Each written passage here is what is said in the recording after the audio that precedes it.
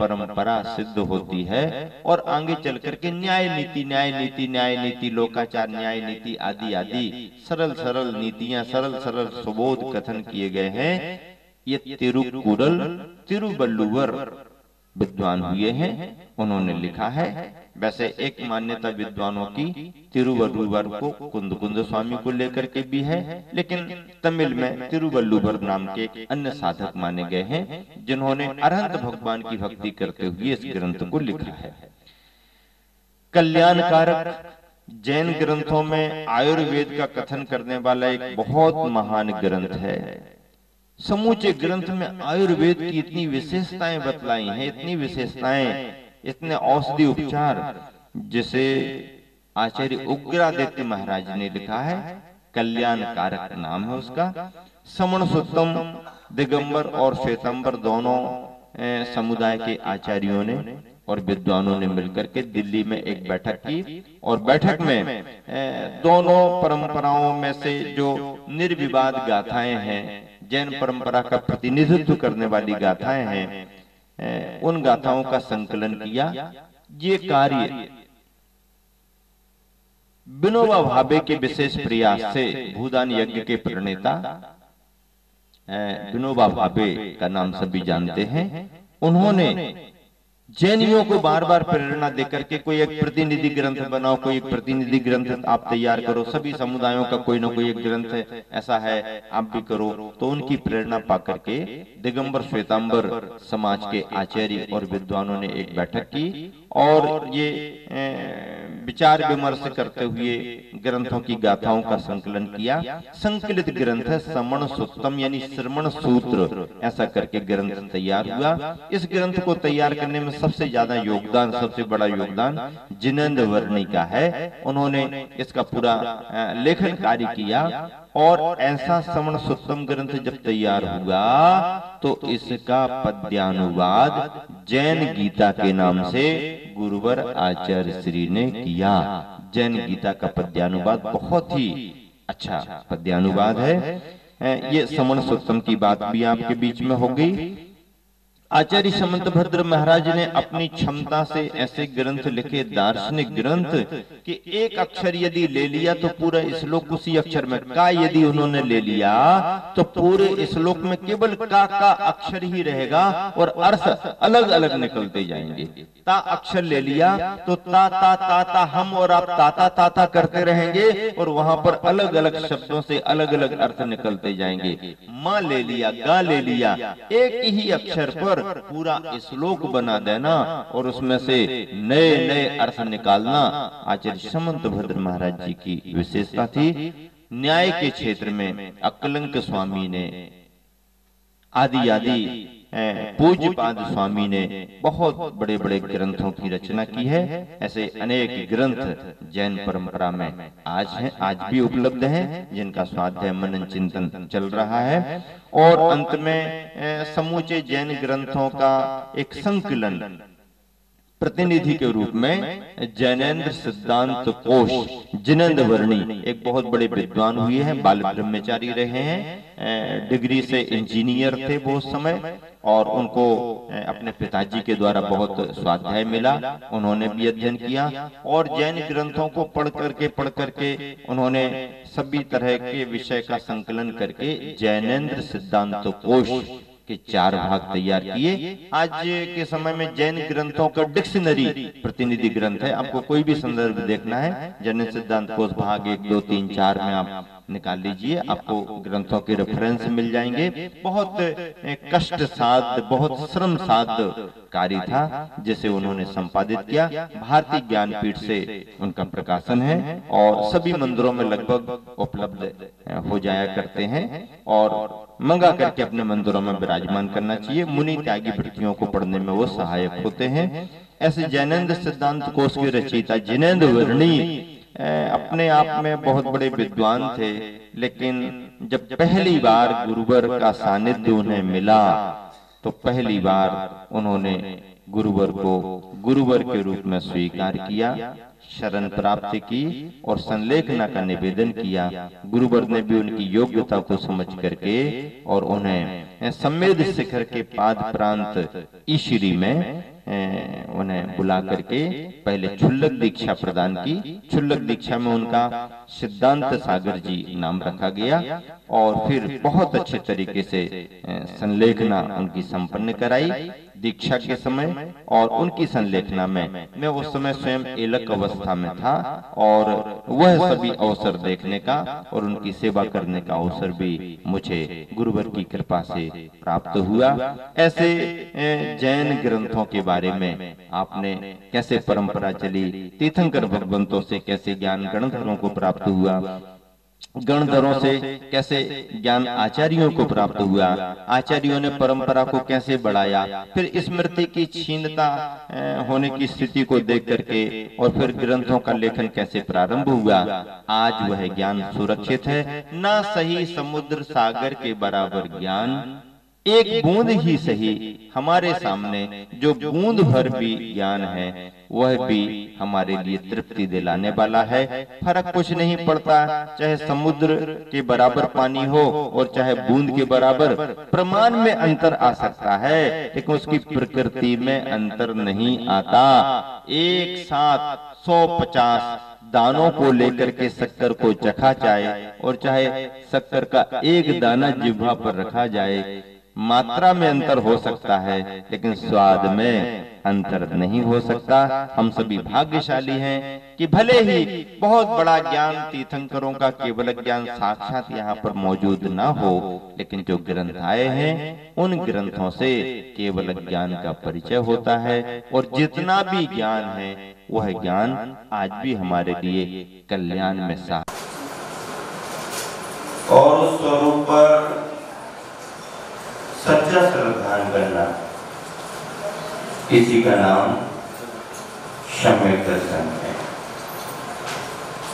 श्रद्धान योग के ग्रंथों में सम्यक दर्शन की यही परिभाषा आती है। अनिवार्य शर्तों में 8 अंगों का पालन करना, 3 मूर्ताओं से रहित होना, 8 प्रकार के मनों से रहित होना, प्रशम सम्वेग अनुकंपा आस्तिक्य आदि गुणों को प्राप्त करना, ये सभी अनिवार्य शर्तें हैं। कल के दिन अंगों की चर्चा करनी है। उपगुहन अंग पहले आया। उपगुहन का अर्थ क्या? उपगुहन यानी ढांक देना, बचाव करना। क्यों, कैसे? मार्ग निर्दोष है, सही है, चलने वाले के द्वारा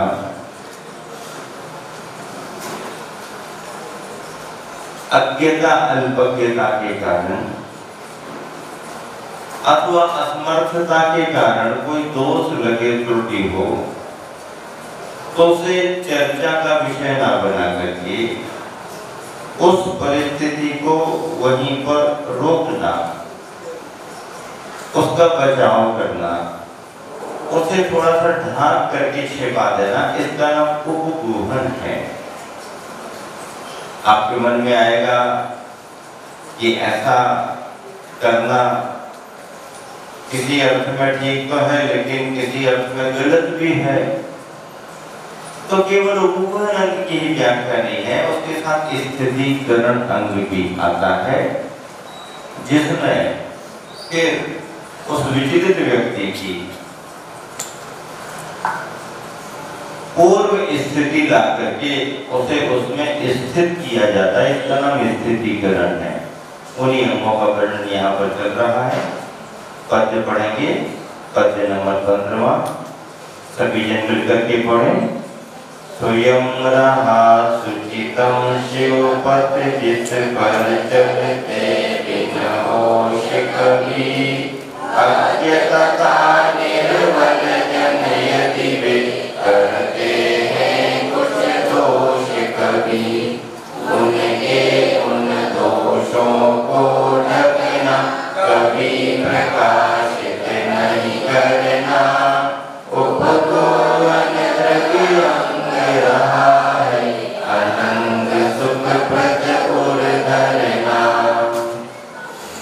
सम्यक दर्शन का उपगूढ़ अंग। पद्यानुवाद में गुरुवर ने लिखा, स्वयं रहा सुचितम शिवपथ, शिवपथ मुक्तिपथ। कैसा है? सुचितम है, अपने आप में पवित्र है। मार्ग मुक्ति का अपने आप में निर्दोष है, पवित्र है। जिस पर चलते बिन होश कभी, जिस मार्ग पर चलते चलते कभी बिना ख्याल के, बिना ध्यान दिए अथवा कसाय के उद्रेक में ध्यान देने पर भी अज्ञ तथा निर्बल जन यदि वे करते हैं कुछ दोष कभी, कुछ दोष कभी यदि करते हैं, कौन करते हैं? अज्ञ तथा निर्बल, दोनों के अर्थ अलग अलग हैं। अज्ञ का अर्थ क्या है? अज्ञ यानी अल्पज्ञ मानो। मोक्ष मार्ग पर चल रहा है तो अज्ञानी तो कहेंगे नहीं। अज्ञ का मतलब है कि बराबर उसे बात पकड़ में नहीं आई। अज्ञ का मतलब है विवेक विकला अज्ञा, जिसको हिताहित का विवेक नहीं है। भाव अच्छे हैं, उसी भाव के कारण सही मार्ग पर भी लगा है, लेकिन ऐसा करने पर ठीक नहीं होगा, ऐसा कर लेंगे तो अच्छा होगा, इस मार्ग में ऐसा ही करना चाहिए, ऐसा कर लेना ठीक नहीं होता है। इतना विवेक जिसमें अभी ना आ पाया हो, अर्थात विवेक में यानी परिपक्वता में कमी हो, ऐसे अज्ञ के द्वारा। इसीलिए तो दीक्षा लेने में शास्त्रों का विधान है। चतुर्थ काल की बात अलग है कि 8 वर्ष अंतर मूर्त हुआ नहीं कि उसको इतना परिपक्वता आ जाती कि मोक्ष मार्ग पर आगे बढ़ सकता। वर्तमान में नहीं। इसलिए थोड़ी उम्र होना और निर्ग्रंथ मुनि दीक्षा के लिए तो फिर हमारे गुरु महाराज जी कहते कम से कम 18-20 वर्ष की उम्र इस समय होनी ही चाहिए। इस समय जबकि अधिकार क्षेत्र में भी बालिग और नाबालिग की बात करते हैं तो 18 तक के लिए ये तो नाबालिग है ऐसा कह के उसे थोड़ा अलग किया जाता है, और बालिग करने के लिए 18 को पार कर लिया हो, 18 का हो गया हो।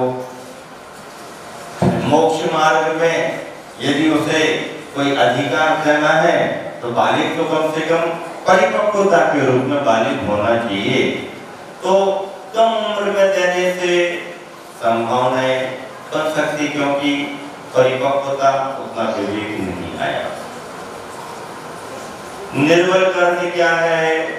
विवेक है, परिपक्वता है, लेकिन वार्धक्यपना आ जाने के कारण, वृद्धावस्था के कारण अथवा किसी तरह से बीमारी रुग्णता के कारण जानते हुए भी, करने की भावना रखते हुए भी शरीर सामर्थ्य नहीं है, इसलिए नहीं करने संबंधी जो त्रुटियां या दोष हो रहे हैं उन्हें जिसके द्वारा जाने में या अनजाने में हो रहे हैं, कर्म का फल उसे उस रूप में तो मिलेगा। अब हमारा तुम्हारा काम क्या है? पहली बात तो किसी की बुराइयां देखना नहीं। पहला सिद्धांत है बुराई देखने की दृष्टि रखना ही नहीं। वे लोग कितने महान होंगे जो बुराई में से भी कुछ अच्छाई निकाल लेते हैं, और उन लोगों की चर्चा क्या करें जो अच्छाई में से भी बुराई निकालने के आदी होते हैं। पहली बात तो हम बुराई देखने की भावना न रखें। सहज रूप से यदि कुछ दिख गया तो उसे चर्चा में न लाए। चर्चा करने का मन हो गया, कहने का मन हो गया तो उसी से कहें जिससे संबंधित वो बुराई है। और यदि उससे नहीं कह सकते हैं तो उससे जुड़े हुए परिवारजन या इर्द गिर्द गार्जियंस, उनसे कहें। इसके अलावा और यहाँ वहाँ कहने को कोई गुंजाइश नहीं। धर्म के मार्ग में, संसार के मार्ग में तो कोई अंत नहीं है, लेकिन धर्म का मार्ग इतना ही है। इसलिए क्या कहा, स्वयं रहा सुचितम शिवपथ, जिस पर चलते बिन होश कभी, अज्ञ तथा निर्बल जन यदि वे करते हैं कुछ दोष कभी। अज्ञ और निर्बल अर्थात विवेक जिसको बराबर नहीं है, ऐसा अविवेकी कहें, अल्पज्ञ कहें, अज्ञ कहें और अज्ञानी भी कह दे तो ज्ञान ना होने के कारण, विवेक ना होने के कारण अज्ञानी समझ लो। निर्बल असमर्थता, उम्र के हिसाब से, बीमारी के हिसाब से आदि आदि, या वह मार्ग उतना उसके शरीर को सहन नहीं हो रहा है इत्यादि प्रकार से यदि कुछ दोष कभी हो जाते हैं, उनके उन दोषों को ढकना। हमको पता नहीं, तुम तो यहाँ वहाँ की बातें ही करते हो, सही जानकारी तुमको नहीं है, कह करके बात को अलग किया। कभी प्रकाशित नहीं करना, उपगुहन दृढ़ अंग रहा है, अनंग सुख प्रद और धरना। यह उपगुहन अंग अनंग सुख का अर्थात कामातीत सुख का, शिव सुख का प्रदाता है, प्रदान करने वाला है। ऐसे उपगुहन अंग में कौन प्रसिद्ध हुआ? जिनेन्द्र भक्त सेठ। जिनेन्द्र भक्त सेठ उसने उपगुहन के अंग का सम्यक दर्शन के पालन में अच्छा परिचय दिया।